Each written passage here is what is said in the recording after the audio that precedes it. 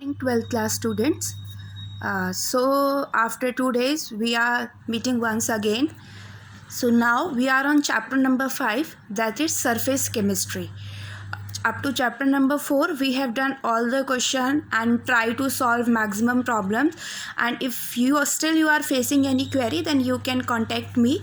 So now I am going to start the next chapter number 5, that is surface chemistry. As the name implies, surface chemistry deals with the surface. It deals with surface of substances.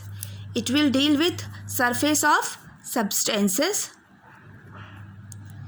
It means till now we have discussed about chemical reactions and also the kinetics of the reaction, but here now we are going to discuss about the chemistry that is happen on the surface. Suppose करो ये कोई chemical है आपका, this is any kind of chemical और substance, इसके surface पर its surface, ये इसकी सरफेस होती है और ये क्या होता है इसका बल्क.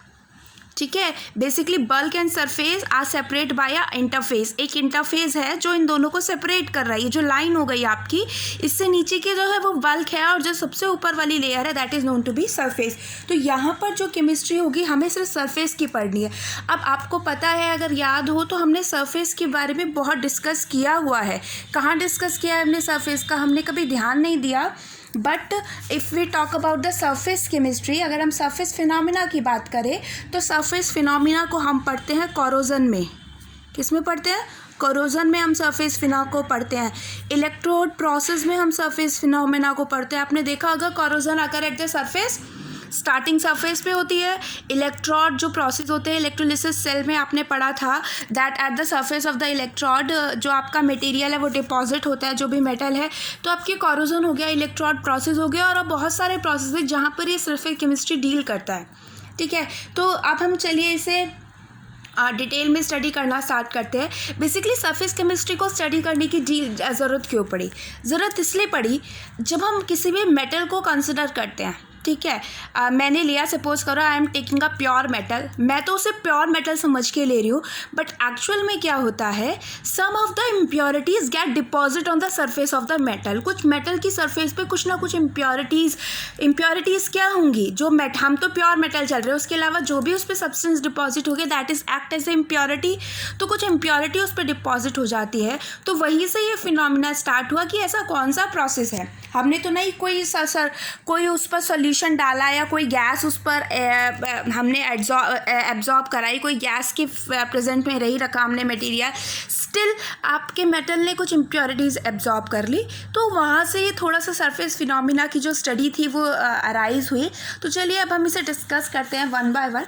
बेसिकली सरफेस जो आपका केमिस्ट्री है उसे कुछ पार्ट्स में डिवाइड किया. जैसे पहला आपका पार्ट होता है दैट इज़ एड्जॉर्प्शन एंड, ठीक है, सबसे पहला पार्ट एड्जॉर्प्शन होता है.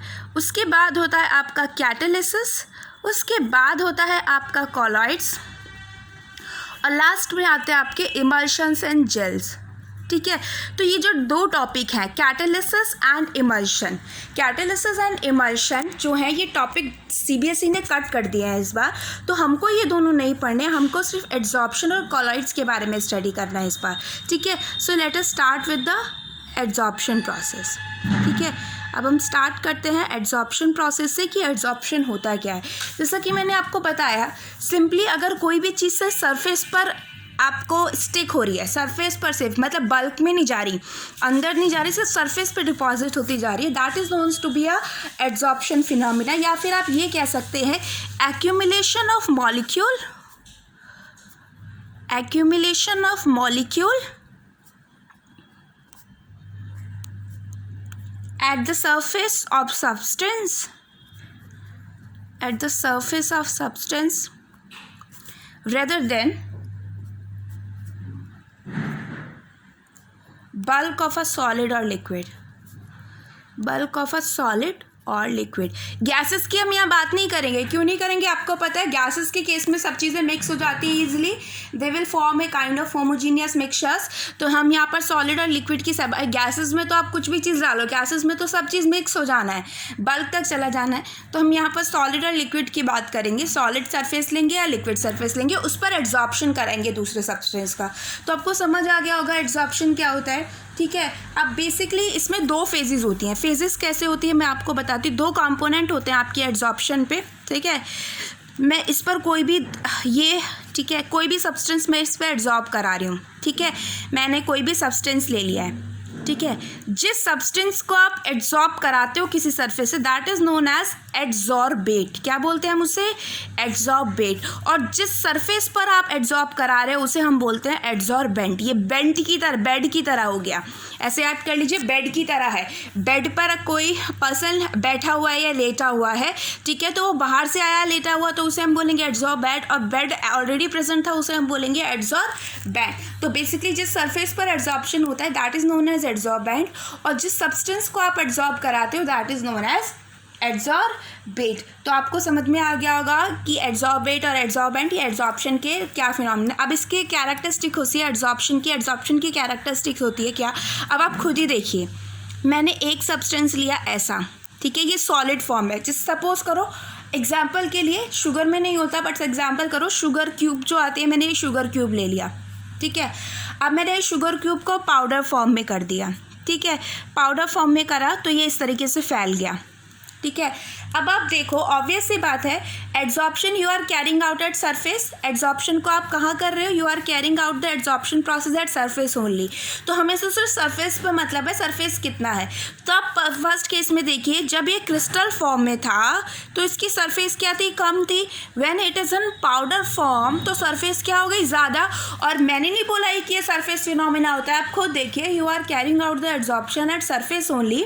तो ये सरफेस फिनोमिना हुआ, एड्जॉर्प्शन आपका क्या हो गया? Surface phenomena. मीन्स जितना ज़्यादा सरफेस होगा, जितना ज़्यादा सरफेस का एरिया होगा, एड्जॉर्प्शन उतना ही ज़्यादा होगा। इसलिए हम कहते हैं जो भी आपके पाउडर्ड सब्सटेंस होते हैं they are more efficient towards the adsorption process, क्योंकि पाउडर्ड फॉर्म में अगर प्रेजेंट होगा तो सरफेस एरिया ज़्यादा होगा as compare to the crystal form. इसलिए एड्जॉर्प्शन जो होता है वो पाउडर्ड फॉर्म में ज़्यादा होता है, मतलब जहाँ पर सरफेस एरिया ज़्यादा होगा एड्जॉर्प्शन वहाँ पर ज़्यादा होगा। तो आई होप आपको इतना समझ में आ गया हो कि जो भी आपकी फाइनली डिवाइडेड मेटल होंगे वो ज़्यादा अच्छे क्या होते हैं? एड्जॉर्बेंट्स की तरह बिहेव करते हैं, जिनका सरफेस एरिया ज़्यादा होगा। अब हम इसके अगर हम इसका वो देखें, एड्जॉर्प्शन को हम एक्सपेरिमेंटली देखना चाहें कि कैसे हमें पता चलेगा एड्जॉर्प्शन का, तो चले सपोज करो मैंने एक उसमें चारकोल लिया, हम इसे प्रूफ कैसे करें? मैंने एक कंटेनर है, मैंने उसमें चारकोल लिया, उसके बाद मैंने इसमें डाला, इसमें गैस मैंने डालने की कोशिश करी, O2 H2CO, मैंने इतनी सारी गैस, कोई भी आप ले लीजिए, मैंने ये गैस डाली, कोई भी आप गैस ले लीजिए, ठीक है। O2 ले लो, हाइड्रोजन ले लो, कार्बन मोनोऑक्साइड ले लो, Cl2 ले लो। इन गैसेस को मैंने कंसिडर किया। जब मैंने इन गैसेस को इसके ऊपर देखा तो चारकोल बहुत अच्छा एड्जॉर्बेंट होता है, ये एब्जॉर्ब नहीं करता चीज़ों को, ये अपने अंदर तक एब्जॉर्ब नहीं करता, ये एड्जॉर्बेंट की तरह बिहेव करता है। सपोज करो इस केस में मेरा जो O2 मैंने इसके ऊपर ऐड किया, वो एड्जॉर्ब होता चला गया। यहाँ पर O2 का प्रेशर 1 बार था, but after some time I will observe that there is a decrease in the pressure of O2। अब O2 के प्रेशर में कब डिक्रीज हुआ होगा?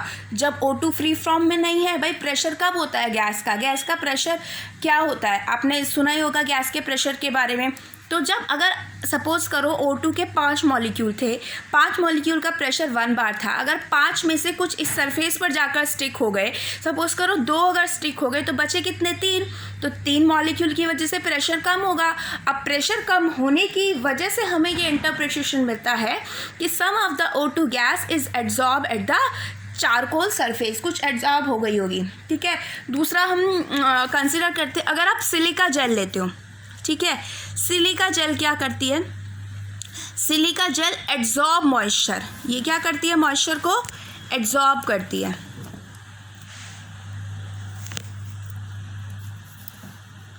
Silica gel absorb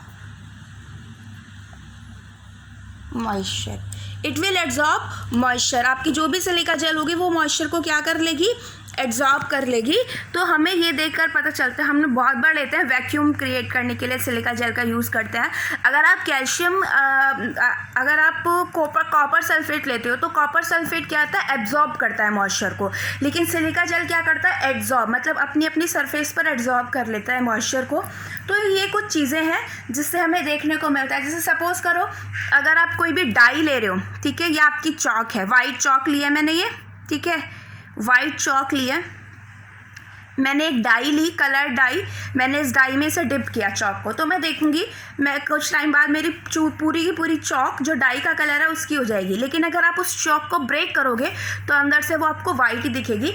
it means जो डाई में कलर्ड पिगमेंट है वो आपकी चॉक पर सिर्फ एब्जॉर्ब हुआ है। हाँ, अंदर से वेट हो जाती है चॉक, वो इसलिए कि डाई के अंदर का जो मॉइस्चर होगा वो तो एब्जॉर्ब हो जाएगा, लेकिन जो डाई का कलर पिगमेंट है वो सिर्फ क्या रहेगा, एब्जॉर्ब रहेगा। अगर वो एब्जॉर्ब नहीं होता तो पूरा चॉक ही आपका कलर्ड हो जाता है, लेकिन अंदर से चॉक कैसी रहती है, वाइट। तो ये कुछ फिनोमिना है that will explain the absorption phenomena.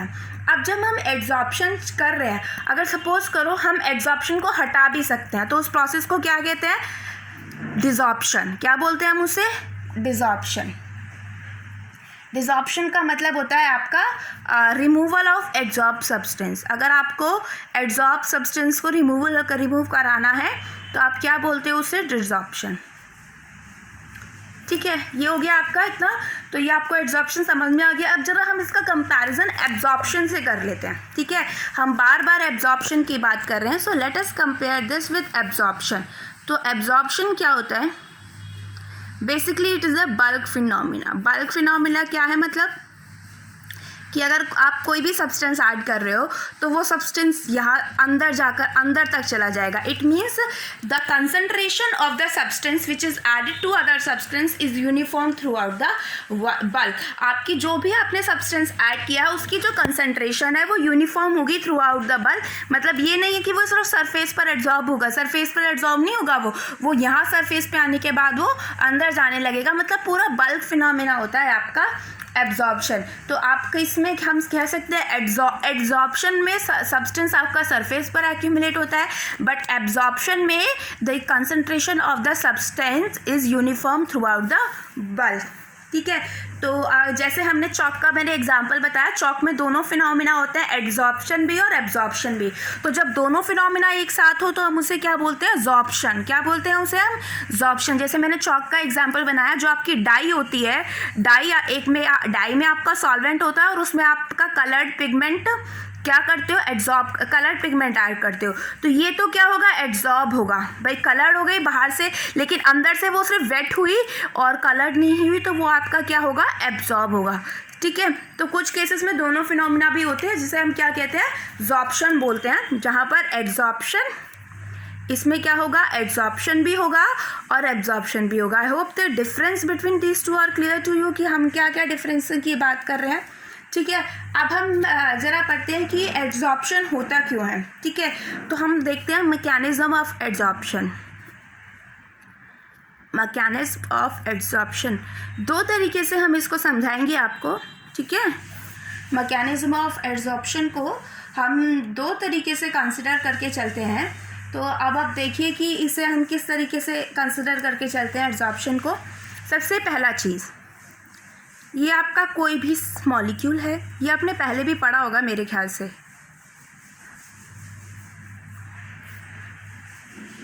ठीक है, मैं सेंटर मॉलिक्यूल लेके ले रही हूँ, इस मॉलिक्यूल पर ये वाला फोर्स लगा रहा है। ठीक है, ये अपनी तरफ कुछ ना कुछ अट्रैक्ट कर रहा होगा, ये भी अपनी तरफ कुछ ना कुछ अट्रैक्ट कर रहा होगा, ऊपर वाला भी और ये वाला भी। ठीक है, साइड वाले मॉलिक्यूल के देखिए, इधर से अट्रैक्शन हो रहा है, कुछ इधर से अट्रैक्शन हो रहा है, कुछ इधर से अट्रैक्शन हो रहा है। इधर आपका वॉल आ गया तो इधर से उसे इतना इफेक्ट नहीं पड़ रहा, मतलब बंद हो गया, इधर से बंद है तो वो कुछ नहीं कर सकता।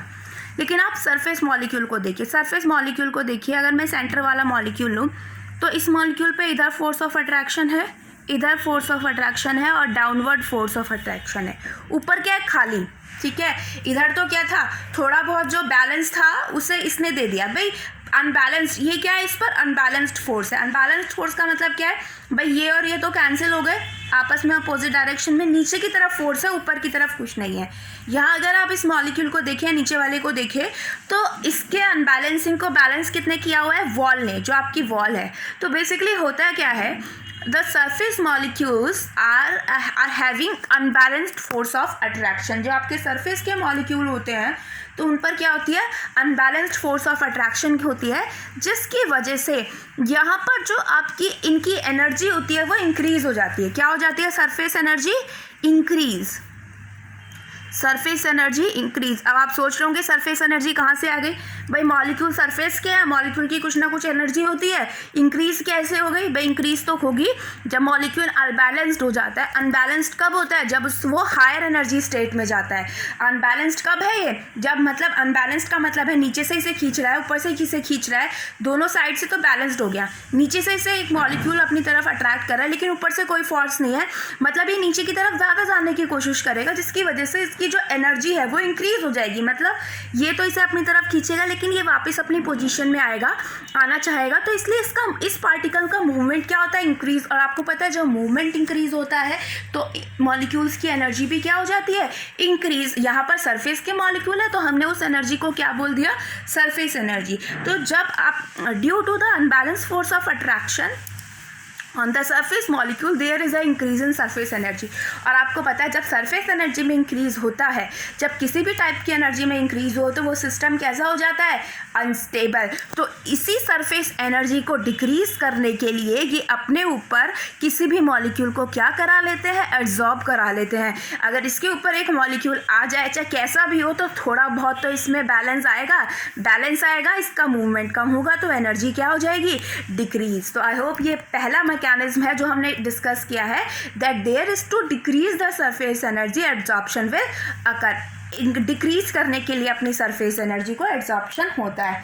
अब दूसरा फिनोमिना हम समझते हैं, एनर्जी इंक्रीज है, सरफेस की एनर्जी ज़्यादा होती है तो उसे डिक्रीज करने के लिए, मतलब पहला फिनोमिना तो हो गया to decrease in their surface. Second phenomena है व्हेन एनर्जी इज डिक्रीज। ये फेवरेबल क्यों है, हम इसकी बात अब थर्मोडायनेमिक टर्म्स में करते हैं। ऊपर तो हमने थ्योरेटिकल मैकेनिज्म बता दिया, सेकंड हम बात करते हैं इसके थर्मोडायनेमिक मैकेनिज्म की।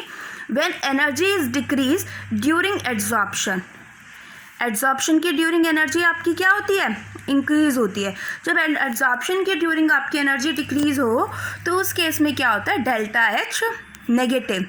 डेल्टा एच क्या होता है, नेगेटिव। आपको पता है this is the first case of thermodynamics, if there is a decrease in the energy means delta H negative हो तो आपका प्रोसेस क्या होता है, स्पॉन्टेनियस, मतलब ईजिली होगा।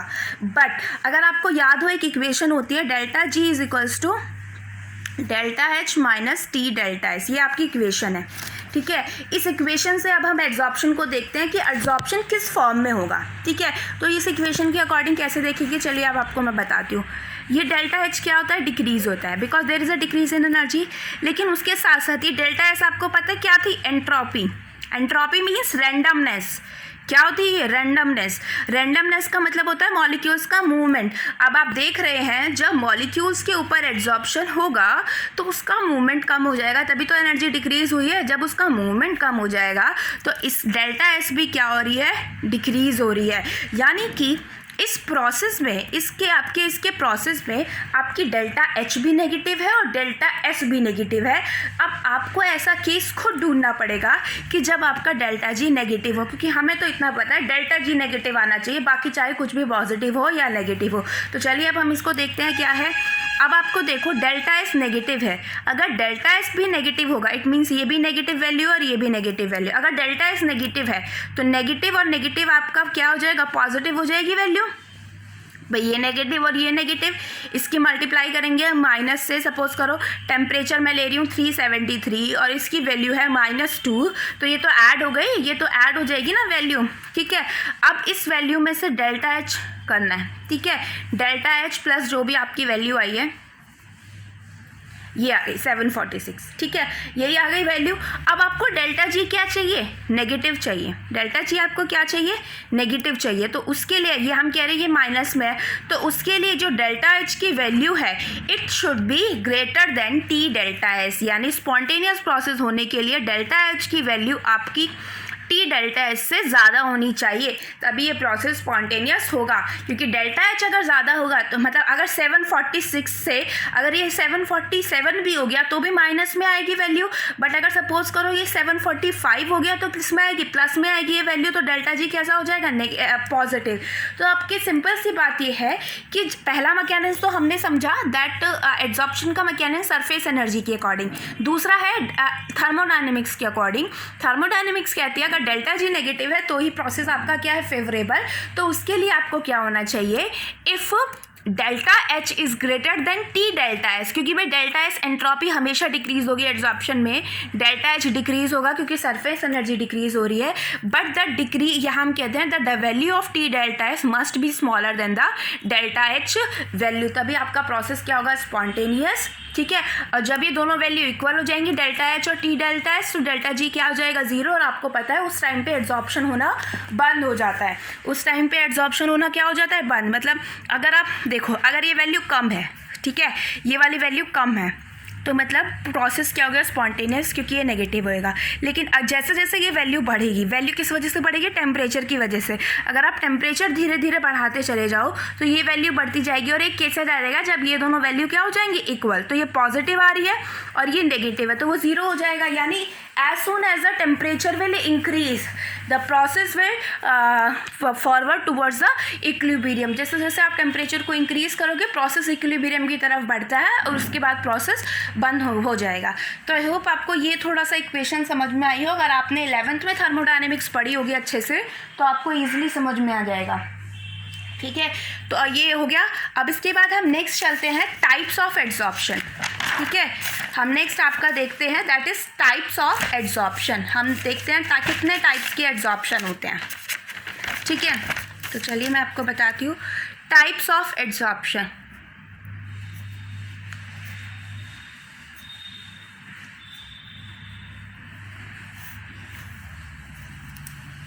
तो basically adsorption is of two types.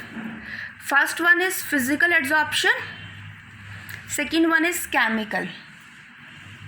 ठीक है, और इसे हम फिजिजॉर्प्शन भी बोलते हैं। क्या बोलते हैं हम इसे, फिजिजॉर्प्शन, और इसको हम बोलते हैं केमिजॉर्प्शन।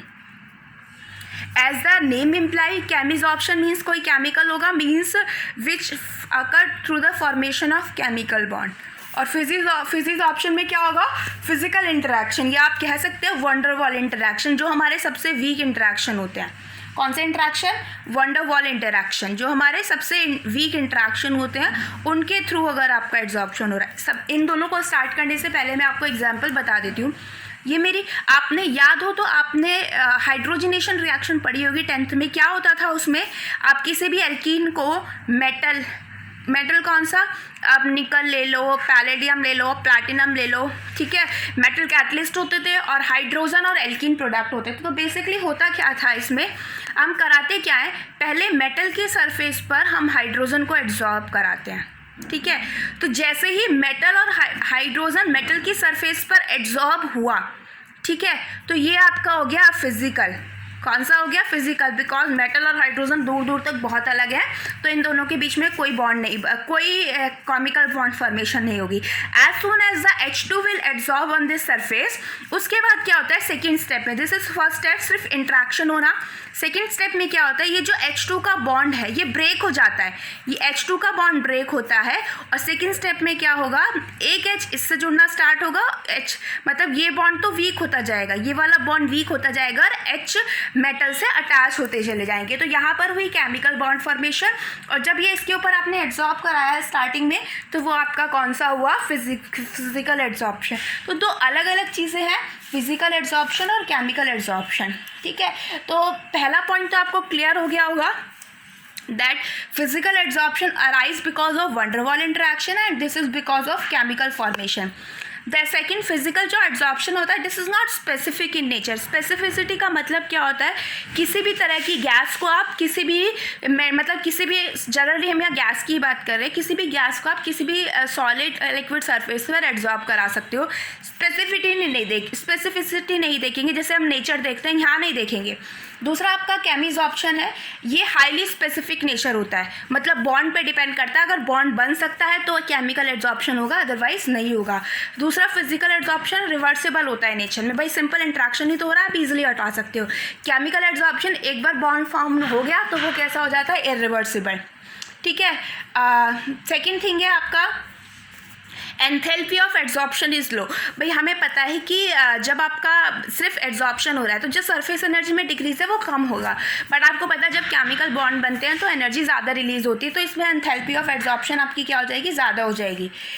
फिजिकल एड्जॉर्प्शन लो टेम्परेचर पे फेवरेबल होता है, केमिकल एड्जॉर्प्शन हाई पे। लो टेम्परेचर पे क्यों, अगर टेम्परेचर ज़्यादा कर दोगे तो वन डे वाल इंटरेक्शन ब्रेक हो जाएंगे, लेकिन केमिकल बॉन्ड बहुत सारे ऐसे होते हैं जो हाई टेम्परेचर को फेवर होते हैं, मतलब टेम्परेचर इंक्रीज करोगे तो आपका बॉन्ड की फॉर्मेशन इंक्रीज हो, बॉन्ड ये वाले बॉन्ड जल्दी ब्रेक होंगे ना भाई। बॉन्ड केमिकल एड्जॉर्प्शन हम तब कह रहे हैं कि आपके सब्सटेंस जो है वो आपके मेटल किसी भी एड्जॉर्बेंट से बॉन्ड बनाने लगे, तो उसके लिए उस सब्सटेंस का बॉन्ड ब्रेक होना ज़रूरी है, और बॉन्ड ब्रेक होने के लिए क्या चाहिए, एनर्जी, तो वो एनर्जी आप टेम्परेचर से प्रोवाइड कराओगे। So these are the difference between chemical and physical adsorption. तो आज के लिए सिर्फ इतना ही, नेक्स्ट टॉपिक हम नेक्स्ट क्लास में डिस्कस करेंगे। I will provide the notes to you also. Okay, thank you so much.